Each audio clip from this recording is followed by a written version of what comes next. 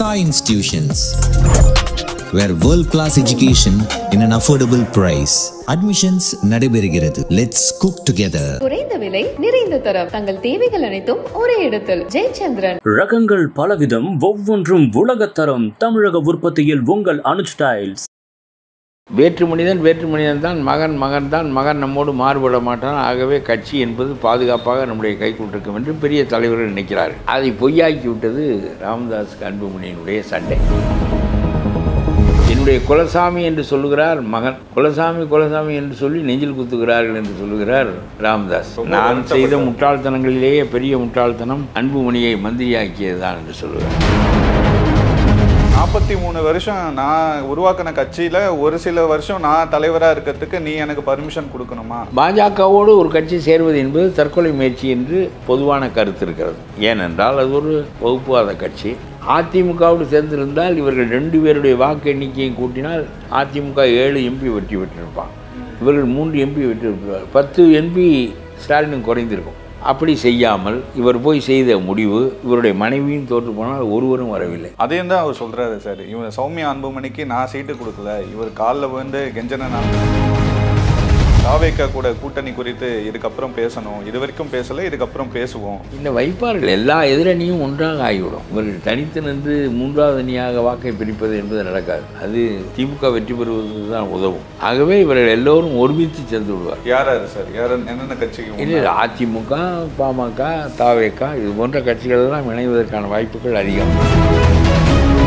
ராமதாஸுக்கும் அன்புமணி ராமதாஸ் அவர்களுக்குள்ள இருக்கிற பிரச்சனை முடிவுக்கு வரணும்னா என்ன முடிவு கரெக்டாக இருக்கும்னு நினைக்கிறேன்? ராமதாஸ் பிடிவாதமான ஆள். நான் தலைவராக இருப்பேன், கூட்டணியை நான் முடிவு செய்வேன், வேட்பாளர்களை நான் போடுவேன் என்று அவர் முடிவுக்கு வந்துவிட்டால் அந்த நிலையிலிருந்து சற்று பிறளவே மாட்டார். அன்புமணி அவர்கள் இன்னொரு ஸ்டேட்மெண்ட்டை சொல்லியிருக்காரு சார், பேரம்பேத்தியோட வீட்டில் கதவை சாத்திக்கிட்டு நீங்கள் இருங்க, கட்சியை நான் பார்த்துக்கிறேன். அதை பார்த்து தான் வரலையே. எம்பி தேர்தலில் 2 இடத்தை வெற்றி பெற்று காட்டியிருந்தால் நான் பார்த்துக்கொள்ளலாம், தம்பி நீனே பார்த்துக்கொள், நான் வீட்டில் ஓய்வு எடுக்கிறேன் என்று சொல்லலாம். நீங்கள் எடுத்த முடிவு வரவில்லை, ஒரு ஆளும் வரவில்லை. சார் வணக்கம் சார். சார், இந்த பாமகக்கு என்னதான் ஆச்சுன்ற மாதிரி அப்பா மகனுக்குள்ள பிரச்சனை தொடர்ச்சியாக போயிட்டே இருக்கே சார். எல்லா உறவுகளும் சிக்கல்களுக்குள்ளாகும், தந்தை மகன் உறவும் கூட. பொதுவாக ஒரு கட்சியில் தனக்கு பின்பு தன்னுடைய மகனை கொண்டு வர நினைக்கின்ற எல்லா கட்சிகளும் அதுதான் பாதுகாப்பான வழி என்று நினைக்கின்றன. வேறு ஆளாக இருந்தால் நம்மோடு வேறுபடுவான், பிறகு நம் காலத்துக்கு பிறகு நம்முடைய பேரே தெரியாத நிலைக்கு ஏற்படுத்தி விடுவான் என்றெல்லாம் ஒவ்வொரு கட்சி தலைவர்களும் நினைக்கின்ற காரணத்தால் தான் இந்தியா முழுவதும் பரவலாக வாரிசுரிமை அரசியல் இருக்கிறது. வைகோவோடு அவருடைய மகனை கொண்டு வந்து விட்டாரே. அரசியலில் ஸ்டாலினுடைய வழிமுறை வாரிசுரிமைக்கு எதிராக உருவான வைகோ கடைசியில் அவர் மகனையே அவருடைய கட்சிக்கு தலைவராக்கி விட்டார். ஆகவே இது இந்தியா முழுவதும் நடக்கின்ற ஒன்று தான். வேற்று மனிதன் தான் மகன் நம்மோடு மாறுபட மாட்டான். ஆகவே கட்சி என்பது பாதுகாப்பாக நம்முடைய கைக்குள் இருக்கும் என்று பெரிய தலைவர்கள் நினைக்கிறார்கள். அதை பொய்யாக்கி விட்டது ராமதாஸ் அன்புமணியினுடைய சண்டை. இவங்க பிரச்சனை தொடர்ச்சியாக போயிட்டே இருக்கு. ரொம்ப கடுமையாக ஒருவர் தாக்கிக் கொள்கிறார்கள். என்னுடைய குலசாமி என்று சொல்லுகிறார் மகன், குலசாமி என்று சொல்லி நெஞ்சில் குத்துகிறார்கள் என்று சொல்லுகிறார் ராமதாஸ். ரொம்ப கடுமையாக பேசியிருக்கிறார். நான் செய்த முட்டாள்தனங்களிலேயே பெரிய முட்டாள்தனம் அன்புமணியை மந்திரியாக்கியதுதான் என்று சொல்லுகிறார். ஆகவே மகன் என்பது மாறுபடாத ஒரு உறவு என்று கருத வேண்டிய தேவையில்லை என்று இதிலிருந்து நமக்கு தெரிகிறது. ஆனால் உண்மையிலேயே பாமகவினுடைய நிலைப்பாடு, அன்புமணியினுடைய தலைமை அன்புமணியை தலைவராக்கினார், மத்திய மந்திரி ஆக்கினார், தமிழ்நாடு முதலமைச்சருடைய வேட்பாளர் ஆக்கினார், இவ்வளவும் செய்தார். ஆகவே எனக்கு அவர் ஒன்றும் செய்யவில்லை, நானாக தலைவராகிவிட்டேன் என்று சொல்வது பொருந்தாது. பொதுக்குழு என்னை தலைவராக தேர்ந்தெடுத்தது என்பது சரியான வாதம் இல்லை. பொதுக்குழு என்றால் வேட்புமனு தாக்கல் செய்ய வேண்டும், மாற்று வேட்புமனு வரும், அதை ஒருவன் முன்மொழிவான் வழிமொழிவான், பிறகு இவர்களுக்கிடையே மோதல் வந்து வாக்கெடுப்பு நடைபெறும். அதன் மூலமாக வந்தால் நான் ஊழியர்களால் தேர்ந்தெடுக்கப்பட்டவன் என்று சொல்வதிலே பொருள் இருக்கிறது. இவர் தலைவராக ஆனால் பொதுக்குழுவில் அறிவிக்கப்பட்டார், இதுவரை பொதுக்குழுவால் தேர்ந்தெடுக்கப்படல. பொதுக்குழுவில் இவரை தலைவராக அறிவித்தவர் ராமதாஸ். ஆகவே உன்னை நான் தான் தலைவராக்கினேன் என்று சொல்லுகிறார். இப்பொழுது நீ சற்று விலகியிரு என்று சொல்லுகிறார். அவர் என்ன சொல்கிறார் என்றால், பொதுக்குழு தான் என்னை தீர்மானிக்க வேண்டும். பொதுக்குழு உங்களை எடுக்கவில்லையே. எந்த பொதுக்குழு யாரை எடுத்தது? எந்த பொதுக்குழுவில் விவாதம் நடக்கிறது? எந்த பொதுக்குழுவில் ஓட்டெடுப்பு நடக்கிறது? எந்த கட்சி நடக்கிறது? அவ்வளோதான். ஆட்டுக்கறி தின்பதற்கும் விரால் மீன் தின்பதற்கும் தான் பொதுக்குழுக்கள் உருவாகினவே தவிர அந்த பொதுக்குழுக்களால் என்ன பயன்? எல்லா கட்சிகளிலும். ஆகவே என்னை பொதுக்குழு தேர்ந்தெடுத்தது என்று சொல்வது ஒரு பச்சையான பொய் தான். அது ராமதாஸ் பொதுக்குழுவில் இவருடைய பெயரை அறிவித்து இவரை தலைவராக்கினார் என்பதுதான் உண்மை. அவர் அதே மாதிரி என்ன சொல்றாருன்னா, 43 வருஷம் நான் உருவாக்கின கட்சியில ஒரு சில வருஷம் நான் தலைவரா இருக்கிறதுக்கு நீ எனக்கு பர்மிஷன் கொடுக்கணுமா அப்படின்ற மாதிரி விஷயங்கள்லாம் பேசுறாரு சார். தான் தன்னுடைய தலைமை போதும் என்று கருதித்தான் மகனை தலைவராக அறிவித்தார். ஆனால் தலைவன் சென்ற பாராளுமன்ற தேர்தலில் தன்னுடைய முடிவை மீறி அதிமுகவோடு சேர வேண்டும் என்று இவர் விரும்பினார். அதிமுகவோடு பேச்சுவார்த்தை நடந்து முடிந்திருந்தது. இவர் போய் பாஜகவோடு சேர்த்து விட்டார்.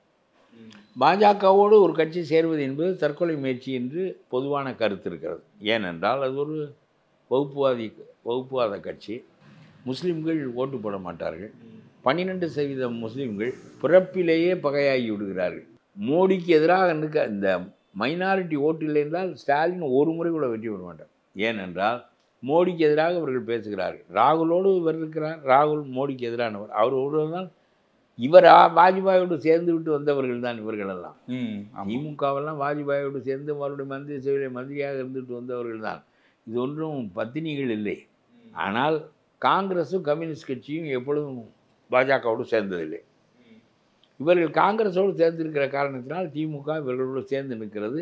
அதனாலே மோடிக்கு எதிர்ப்பாளியாக தெரிகிறது. அதனாலே 12% ஓட்டு எடுத்த எடுப்பிலேயே வந்து விடுகிறது. இப்பொழுது ஒரு கூட்டணி கட்சிகள் 5 கட்சி சேர்ந்து வாங்குகிற ஓட்டோடு இன்னொரு 5 கட்சியினுடைய பலம் முஸ்லீம் லீக் கிறிஸ்துவர்களால் இவர்களுக்கு கிடைக்கிறது. ஆக அது ஒரு பக்கம் இருக்கட்டும். அந்த பாஜகவோடு போய் அவர் கூட்டி சேர்ந்தார். அதிமுகவோடு சேர்ந்திருந்தால் இவர்கள் 2 பேருடைய வாக்கு எண்ணிக்கையை கூட்டினால் அதிமுக 7 எம்பி வெற்றி பெற்றிருப்பார். இவர்கள் 3 எம்பி வெற்றி பெற்றிருப்பார். 10 எம்பி ஸ்டாலினும் குறைந்திருக்கும். அப்படி செய்யாமல் இவர் போய் செய்த முடிவு, இவருடைய மனைவியும் தோற்று போனால் ஒருவரும் வரவில்லை. அதையும் தான் அவர் சொல்றாரு சார். இவன் சௌமியா அன்புமணிக்கு நான் சீட்டு கொடுக்கல, இவர் காலில் வந்து கெஞ்சனால் தான். அதனால இவர் 2ஐயும் எடுத்தார். ஒன்று, கூட்டி சேர்கின்ற பொறுப்பை தன் கையில் எடுத்துக்கொண்டு விட்டார். அது தவறாக போய் கட்சியை கலகலக்க வைத்து விட்டது. 2வது, ஆனால் உன்னை நான் தானே தலைவர் ஆக்கினேன், நீ எடுத்த முடிவுகளினால் கட்சி பாதித்து விட்டதே என்று சொல்கிறார். ஒன்று, பாமகவோடு கூட்டி சேர்ந்தது ஒரு தற்கொலை முயற்சியாக போய்விட்டது. அது பாமகவை பெரிய அளவுக்கு பாதித்து விட்டது. மறுபடியும் தலைமை உன்னிடம் தொடர்ந்திருந்தால் மறுபடியும் பாமக கலகலத்து போய்விடும் என்பது இவருடைய கருத்து. இன்னொன்று, இப்பொழுது இந்த வக்ஃபு சட்டத்திற்கு தமிழ்நாட்டில் தீர்மானம் வருகிறது. 4 பாமக எம்எல்ஏக்களும் முஸ்லீம்களுக்கு ஆதரவாக மோடி கருத்து நிலைக்கு எதிராக வாக்களிக்கிறார்கள். ஆனால் பாராளுமன்றத்தில் அதே தீர்மானம் நடக்கிற போது இவர் வெளியே வந்து விடுகிறார். மோடிக்கு எதிராக வாக்களிக்க வேண்டும், வக்ஃபுக்கு ஆதரவாக முஸ்லீம்களுக்கு ஆதரவாக வாக்களிக்க வேண்டும், வெளியே வந்து விடுகிறார். அதனாலே அவர் என்ன ராமதாஸ் நினைக்கிறார் என்று நான் நினைக்கிறேன் என்றால், அதாவது வாக்களிக்கும் போது கட்சி ஒரு நிலைப்பாடு எடுத்துக்கிறது, கட்சியினுடைய தலைவர் வேறு நிலைப்பாடு எடுக்கிறார். அது எப்படி சரியாக இருக்கும்? அவர் சொல்கிற ஒரு கட்சியினுடைய மதிப்பை குலைத்து விடும் என்று ராமதாஸ் நினைக்கிறார். கட்சி எடுக்கிற தீர்மானத்திற்கு கட்சி தலைவரே ஓட்டு போட மாட்டார் என்றால் அப்புறம் அந்த தலைவர் மீது என்ன பெரிய பிடிப்பு வரும்? அது கட்சியை கெடுத்து விடாதா என்பது அவருடைய கருத்து. ஆகவே இந்த 2 காரணங்களின் காரணமாக இந்த கட்சியை நாம் கையில் எடுத்தால்தான் மீதி காலத்துக்கு இது சரியாக இருக்கும் என்று கருத்து. இது வரைக்கும் போனது போட்டோம், இதுக்கப்புறம் நான் என்னோட கையில் எடுத்து விட்டார். எடுத்தது இவருக்கு கோபம். இவர் சொல்லுகிறார், பொதுக்குழு என்னை தீர்மானித்தது, ஆகவே பொதுக்குழு தான் நீக்க முடியும், நான் தலைவராகத்தான் தொடர்கிறேன் என்று சொல்லுகிறார். உண்மையிலே பொதுக்குழு சட்ட ரீதியாக சொல்லிக்கொள்ளலாமே தவிர பொதுக்குழுவில் அறிவிக்கப்பட்டது தான் உண்மையே தவிர தேர்வு செய்தவர் ராமதாஸ் தானே. அதனால் நான் ராமதாஸினுடைய செல்வாக்குக்கு அப்பாற்பட்டு நின்று பொதுக்குழுவால் அங்கீகரிக்கப்பட்டவன் என்று சொல்வது என்பது ஒரு பேச்சுக்கு தான். அது சரியான பேச்சு இல்லை. இந்த நிலையில் கட்சி அன்புமணியிடம் இருக்கிறது. அவர் திறமையான ஆள் தான், அதில் ஒன்றும் மறுப்பில்லை. அவரிடம் கட்சி இருக்கிறது. ஆனால் ஓட்டு வங்கி ராமதாஸிடம் இருக்கிறது. தேர்தலை எதிர்கொள்ளும் போது வன்னிய மக்கள் எப்படி வாக்களிப்பார்கள் என்றால் ராமதாஸ் மையமாகத்தான் வாக்களிப்பார்கள். இது கட்சிக்கு தானே சார் பிரச்சனை, ரெண்டுமே பிரிஞ்சு இருக்கிறது கட்சிக்கு. ஆமாம், நடக்கிறதே. வேற என்ன செய்வது? ஒரு மகன் தன் போக்குக்கு முடிவெடுத்து கூட்டணிகளை உருவாக்குகிறார். அதை தந்தையை தட்டி கேட்டால் உடன்பட மறுக்கிறார். அதற்கு போக தன்னால் நடக்க முடியவில்லை என்று சொன்னால் அப்புறம் பிளந்து தான் ஆகும். அப்புறம் வேறு வழி இல்லையே. அல்லது இவர் அவரிடம் சரணடைய வேண்டும். நீ என்னை குலசாமி என்று மட்டும் சொல்லிக்கொண்டே இரு, போதுமானது, எனக்கு மகிழ்ச்சியை தருவது. நீ என்ன வேண்டுமானாலும் செய்து கொள். என்ன வேண்டுமானாலும் செய்தால் கொஞ்ச நாள் 2 தடவை அடிபட்டால் அந்த கட்சி காணாமல் போயிடும். ஆமாம் சார். 40 ஆண்டுகள் பாடுபட்டு வளர்த்த ஒரு கட்சி தேவையில்லாமல் வீணாகிவிடும். அதனாலே ராமதாஸ் ரொம்ப உறுதியாக இருக்கிறார். வருகின்ற தேர்தலில் வேட்பாளர்களை முடிவு செய்கின்றவராக ராமதாஸ் தான் இருப்பார். அவரோட ஸ்டேட்மெண்ட் அதுவாக தான் சார் இருக்கு. 2026 கூட்டணி குறித்து நான் தான் முடிவு எடுப்பேன். இந்த முடிவு இதுக்கப்புறம் கட்சி வேட்பாளர்களை முடிவு செய்து நான் தான் முடிவு செய்வேன் என்று சொல்லிவிட்டால் கட்சி தன்னால் ராமதாஸ் கைக்கு போய்விடும். இப்பொழுது கட்சி அன்புமணியோடு தான் இருக்கிறது. இந்த கட்சி அப்படியே ராமதாஸ் கைக்கு போய்விடும். அதனால ராமதாஸ் வேறு வழி இல்லை. வேறு என்ன செய்வது? அதாவது நீ எடுக்கிற முடிவு தவறாக இருக்கிறது, நான் சொன்னால் நீ கேட்க மாட்டாய் என்றால் காலம்தான் உனக்கு எல்லாவற்றையும் கற்பிக்க வேண்டும். என்னை பொறுத்தவரையிலும் நான் இந்த பொறுப்பை எடுத்துக்கொண்டு செயல்பட தொடங்குகிறேன் என்று அதிரடியாக எடுத்துக்கொண்டு செயல்படுகிறார். அவர் பேசுகிற விஷயங்கள்லாம் அப்படி தான் சார் இருக்கு. கூட்டணி குறித்து பேசணும்னா எங்கள் 2 பேரில் யார்கிட்ட பேசணும்னு கூட்டணி வைக்கிறவங்களுக்கு தெரியுன்ற மாதிரியெல்லாம் சொல்லியிருக்காரு. அதாவது அதிமுக காரர்கள் போன்றவர்களை சொல்லுகிறார். அவர்களுக்கு யார் பலமான தலைவர் என்பது தெரியும். தேடி வருவார்கள் கூட்டணி பேசுவதற்கு. இவர் என்னதான் கட்சி என் பக்கம்தான் இருக்கிறது என்று சொன்னாலும் அவர்களுக்கு தெரியும் யாரோடு பேச வேண்டும் என்று அவர் நம்பிக்கை தெரிவித்து பேசியிருக்கிறார். அப்படித்தான் நடக்கும். இப்பொழுது தேர்தல் காலமாக இல்லை, இல்லாவிட்டால் நேரம் வரிசையாக பேசி முடிவெடுக்கப்பட்டிருக்கும். தேர்தல் காலம் இல்லை, ஆகவே முடிவு செய்வார்கள். ஆக நான் சொல்லுகிறேன், இயற்கையான கூட்டணி அதிமுக கூட்டணி தான். ஆகவே அந்த கணியில் சேர்ந்து திமுகவை ஒழிப்பது தான் இன்றைய காலத்தினுடைய கடமை. பிஜேபி இவர்களோடு சேர்ந்து இருந்தால் இருக்கட்டும், இல்லாத நிலைமை ஏற்பட்டாலும் ஏற்படட்டும். பிஜேபி ஒரு தொப்பியில் தொங்குகிற குஞ்சம் தானே தவிர தொப்பி அல்ல. தொப்பி அதிமுக தான். சென்ற தேர்தல் மோடி வேண்டுமா வேண்டாமா என்பதற்கு நடைபெற்ற தேர்தல், பாராளுமன்ற தேர்தல். இந்த தேர்தல் ஸ்டாலின் அகற்றப்பட வேண்டுமா வேண்டாமா என்பதற்கான தேர்தல். அகற்றப்பட வேண்டுமென்றால் யார் அகற்றுகின்ற வல்லமையுடையவர்கள் என்றால் எடப்பாடி தான். ஆகவே இந்த தேர்தல் ஸ்டாலினா எடப்பாடியா என்கின்ற கேள்வி முன்வைத்து நடத்தப்பட வேண்டிய தேர்தல். மோடியினுடைய பேருக்கு இங்கே ஒன்றும் வேலை இல்லை. அண்ணாமலை நாங்கள் 2 இடத்துக்கு ஒரு இடம் கேட்போம் என்பதெல்லாம் சும்மா ஹம்பக். அதெல்லாம் தேவையில்லாத வேலை. இது கடைசியில் அவர் இந்த கூட்டணியை கெடுப்பதற்கு முயற்சி செய்கிறார். அண்ணாமலை பேசக்கூடாது என்று அவர்கள் தடை விதித்தாலுடைய இந்த 6-7 மாதத்திற்குள் இந்த கூட்டணியை பற்றி கலகலக்க வைத்து விடுவார் மக்களிடம். அத்தகைய நிலைப்பாடு தான் அண்ணாமலையினுடைய நிலைப்பாடு. ராமதாஸ் அவர்கள் இன்னொரு விஷயமும் சொல்லியிருந்தார் சார். தாவேக்கா கூட கூட்டணி குறித்து இதுக்கப்புறம் பேசணும், இது வரைக்கும் பேசலை, இதுக்கப்புறம் பேசுவோம் அப்படின்ற மாதிரி பேசுவார்கள். தாவேக்காவே வந்து தான் தீரும். இல்லாவிட்டாலும் விஜயகாந்த் ஒரு புதிய 3வது அணி ஒன்றை உருவாக்கி மண்ணை கவி 13% வாக்குகளை பெற்று அந்த கட்சி ஆட்டம் கண்டதற்கு அதுதான் காரணம். அதே நிலைமை விஜய்க்கு ஏற்படும். ஆகவே ஒரு வலுவான அணியோடு சேர்ந்து நிற்பது என்பது இவரையும் காப்பாற்றும், அவர்களையும் காப்பாற்றும். அடுத்த தேர்தலில் இவர் தனித்து முயல்வதற்கு வசதியாக இருக்கும். ஆகவே விஜய் தவறான முடிவுகளை எடுக்க மாட்டார், கடைசியில் போய் சேருவார் என்று தான் நான் நினைக்கிறேன். இப்போ பாமகக்குள்ளே நடக்கிற பிரச்சனையில் விஜயை சொல்கிறாங்க இல்லையா சார், விஜய் கூட கூட்டணியை பற்றி பேசணுன்ற மாதிரி விஷயங்கள் சொல்கிறாங்க. ஒருவேளை பாமகவும் விஜய் அவர்களும் கூட்டணி வச்சாங்கன்னா இது எந்த அளவுக்கு வலுவாக இருக்கும் சார்? இந்த வைப்பார்கள். எல்லா எதிரணியும் ஒன்றாக ஆகிவிடும். இவர்கள் தனித்து நின்று 3வது அணியாக வாக்கை பிரிப்பது என்பது நடக்காது. அது திமுக வெற்றி பெறுவதற்கு தான் உதவும். ஆகவே இவர்கள் எல்லோரும் ஒருமித்து சேர்ந்து விடுவார். யார் சார், யார் என்னென்ன கட்சிக்கு? அதிமுக, பாமக, தாவேக்கா இது போன்ற கட்சிகள் எல்லாம் இணைவதற்கான வாய்ப்புகள் அதிகம். இவங்க எல்லாருக்கும் இடைஞ்சலாக இருக்கிறது பார்த்தீங்கன்னா இப்போது வந்து பிஜேபி இருக்குல்ல சார், அவங்க ஏடிஎம்கே கூட கூட்டணி வச்சுருக்காங்க இல்லையா? வச்சுருக்காங்க. இடைஞ்சல் இல்லாமல் இருந்தால் இருக்கலாம். இல்லைன்னா அண்ணாமலை சொல்கிற மாதிரி 2 இடத்துக்கு ஒரு இடம் எனக்கு தாண்டா, சரி போயா அப்படிம்பாங்க. நீனே போய் எடுத்துக்க. 2 இடத்துக்கு ஒரு இடம் என்ன, 2 இடத்தையும் நீனே ஆள் போட்டுக்க என்று சொல்லி அனுப்பி விடுவார். அவர் கையை முறுக்குவதற்கெல்லாம் வேலை இல்லை. அமித்ஷாவே அதிமுகவின் துணை இல்லாமல் நாம் களத்தில் நிற்க முடியாது என்று கருதுகிற போது சும்மா அண்ணாமலை இருக்கிற உறவை கெடுப்பதே வேலையாக வைத்து கொண்டது. நந்தோறும் தேன்கூட்டில் களை விட்டு எரிந்து கொண்டே இருந்தால் தேனீக்களை தான் பல ஆயிரமாக பெருகி ஒரு நாள் கொட்டும். இப்போ ராமதாஸுக்கும் அன்புமணி ராமதாஸ் அவர்களுக்குள்ளே இருக்கிற பிரச்சனை முடிவுக்கு வரணும்னா என்ன முடிவு கரெக்டாக இருக்கும்னு நினைக்கிறீங்க? ராமதாஸ் பிடிவாதமான ஆள். நான் தலைவராக இருப்பேன், கூட்டணியை நான் முடிவு செய்வேன், வேட்பாளர்களை நான் போடுவேன் என்று அவர் முடிவுக்கு வந்துவிட்டால் அந்த நிலையிலிருந்து சற்றும் பிறழவே மாட்டார். வெற்றி என்பது முக்கியமில்லை, தோல்வி என்பது முக்கியமில்லை, பாடுகள் என்பது முக்கியமில்லை, எதுவும் முக்கியமில்லை. இவருக்கும் அந்த பழக்கம் குணம் இருக்கிறது என்று தான் நினைக்கின்றேன். ஆனால் இவர் எடுக்கின்ற தவறான முடிவுகளுக்கு அவர் மறுபடியும் ஆட்பட மாட்டார். இப்போ இவங்க பிரச்சனை எப்படியே தொடர்ச்சியாக போகுமா, இல்லை இவங்க முடிவுக்கு வந்து யார் கூட கூட்டணி வைப்பாங்கன்னு நீங்கள் நினைக்கிறீங்க? இல்லை, நாள் ரொம்ப இருக்கிறது, அதனால் ரொம்ப அவகாசம் இருக்கிறது. இவர்கள் என்ன முடிவு கொண்டு போனாலும் எடுக்கலாம். எடுக்கின்ற முடிவு ராமதாஸை ஒத்துத்தான் இருக்குமே தவிர ராமதாஸை தவிர்த்திருக்காது, முடியாது. இப்போ ராமதாஸ் அவர்கள் சப்போஸ் டிஎம்கே கூட கூட்டணி வச்சிருந்தார், அதை பற்றி தவறாக போயிடும்.